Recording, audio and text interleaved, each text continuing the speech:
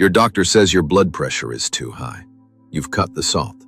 You're taking the medication, and it's still not coming down the way it should. You're doing what you were told, and you're frustrated because nobody has explained why it's still a problem.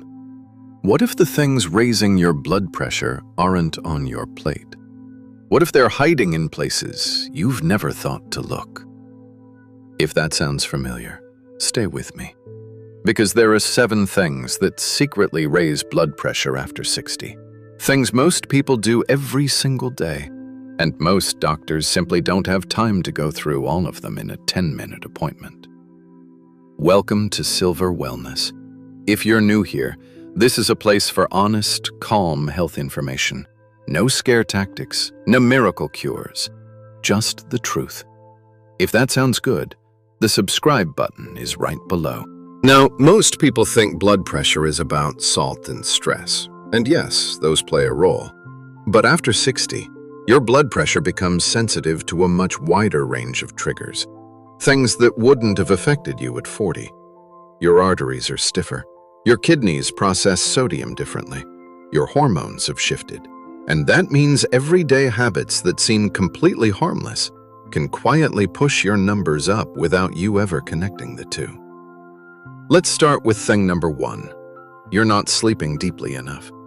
This isn't just about getting enough hours. You can spend 8 hours in bed and still not get enough deep sleep. After 60, the amount of time your body spends in deep restorative sleep naturally decreases. And deep sleep is when your blood pressure is supposed to drop to its lowest point of the day. Doctors call this nocturnal dipping. When you don't get enough deep sleep, whether it's because you're waking up to use the bathroom, your sleep is fragmented, or you're spending too much time in light sleep, your blood pressure doesn't dip the way it should. Over time, this puts constant low-level stress on your heart and blood vessels. Studies have shown that poor sleep quality is an independent risk factor for high blood pressure, meaning it raises your numbers even if everything else in your life is healthy.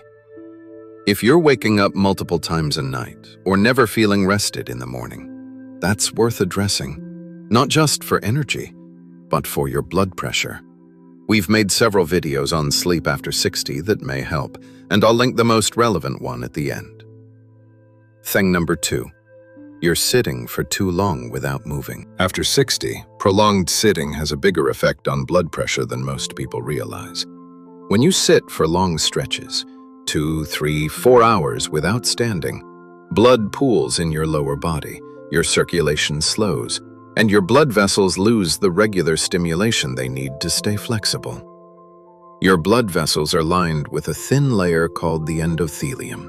This lining produces a chemical called nitric oxide, which tells your arteries to relax and widen. But it only produces nitric oxide when blood is flowing actively, when you're moving. Long periods of sitting reduce nitric oxide production, and your arteries gradually tighten. The result is higher blood pressure readings, especially in the afternoon and evening after a sedentary day. The fix isn't a gym session. It's simply standing up and moving for 2 or 3 minutes every hour. A short walk to the kitchen, a few steps around the living room, even standing in place and shifting your weight from foot to foot. These micro movements keep blood flowing and keep your endothelium producing the chemical your arteries need to stay relaxed. Thing number 3. Pain you've been living with. Chronic pain, whether it's from arthritis, a bad back, old injuries, or joint problems, directly raises blood pressure. Pain activates your sympathetic nervous system, the same fight-or-flight response that stress triggers. Your body releases adrenaline and cortisol. Your heart rate increases. Your blood vessels constrict, and your blood pressure goes up. Many people over 60 live with low-level chronic pain every day and have simply accepted it as part of aging. But your body hasn't accepted it. It's still responding to that pain as a threat, 24 hours a day. And that constant background stress response is quietly pushing your blood pressure higher than it needs to be. If you've been tolerating pain without addressing it, talking to your doctor about better pain management isn't just about comfort. It's about cardiovascular health.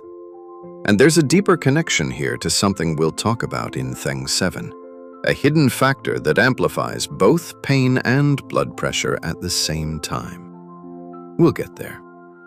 Thing number 4, the medications you're already taking. This one is painfully ironic. Certain very common medications, some of which are prescribed for other health conditions, can raise blood pressure as a side effect. Non-steroidal anti-inflammatory drugs like ibuprofen, which millions of people take for joint pain, are one of the most well-known culprits. They cause your body to retain sodium and water, which increases blood volume and pushes pressure up. But it's not just painkillers.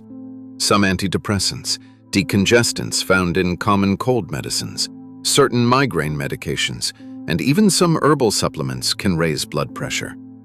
If you're taking a blood pressure medication and your numbers still aren't coming down, one of your other medications might be working against it. This isn't about stopping anything on your own. But it is worth asking your doctor to review your full medication list with blood pressure specifically in mind. Sometimes the interaction between two medications is the problem, and a simple substitution solves it. Thing number 5. You're eating more processed food than you think.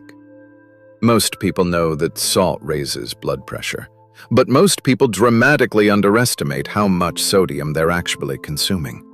Because the biggest source of sodium in most diets isn't the salt shaker on the table. It's processed and packaged food. Bread, canned soup, deli meats, cheese, frozen meals, sauces and condiments. These everyday foods contain enormous amounts of hidden sodium. A single can of soup can contain more than half your recommended daily sodium intake. And if you're eating 2 or 3 of these foods in a day, you could be consuming double or triple what your body can handle, without ever touching the salt shaker. Start checking sodium on nutrition labels the way you'd check the price tag on a purchase. Anything above 600 milligrams per serving deserves a second look. And there's one more thing that makes sodium even more damaging to blood pressure after 60. It connects to the hidden cause in Thing 7. We're almost there. Thing number 6. You've stopped drinking enough water. This one surprises people because they assume water and blood pressure aren't connected. But dehydration causes your blood to thicken slightly. When blood is thicker, your heart has to pump harder to move it through your body, and your blood vessels constrict to maintain pressure in the system. Both of these responses raise your blood pressure. After 60, your thirst signal weakens. You can be dehydrated without feeling thirsty. Many people are chronically mildly dehydrated and have no idea. They drink tea and coffee, which are mild diuretics, and assume that counts. But your body needs plain water consistently throughout the day to keep your blood at the right consistency and your vessels relaxed. A simple target. Aim for 6 to 8 glasses of plain water a day, spread evenly. Not all at once. Not just in the morning. Steady hydration throughout the day keeps your blood flowing smoothly and takes unnecessary pressure off your heart. And now, thing number 7. This is the one nobody expects. It has nothing to do with food, salt, exercise, or medication. And yet research consistently shows it is one of the most powerful drivers of high blood pressure after 60. Loneliness and social isolation. This isn't soft science. This is hard data. Multiple large-scale studies have found that people who were socially isolated or who report feeling lonely have significantly higher blood pressure than those with strong social connections, even when all other risk factors are identical. The effect is comparable to smoking or being sedentary. Here's why. Loneliness activates the same stress pathways as chronic pain, connecting back to Thing 3. It triggers a sustained fight-or-flight response. Your body stays in a state of low-level alertness. Cortisol stays elevated. Inflammation increases. Your arteries stay constricted. And this isn't a one-time response. It's a chronic state that compounds over months and years. After 60, Social circles naturally shrink. Retirement removes workplace connections. Friends move away or pass on. Family gets busy. It happens gradually. So gradually that many people don't realize how isolated they've become until the health effects start showing up. And elevated blood pressure is often one of the first. This isn't about forcing yourself to be social. It's about recognizing that connection is a health need, as real as medication, as important as diet. A weekly phone call with a friend, a regular walk with a neighbor, joining a local group, a book club, a gardening group, a community lunch. Even regular, meaningful conversation reduces cortisol, lowers inflammation, and brings blood pressure down.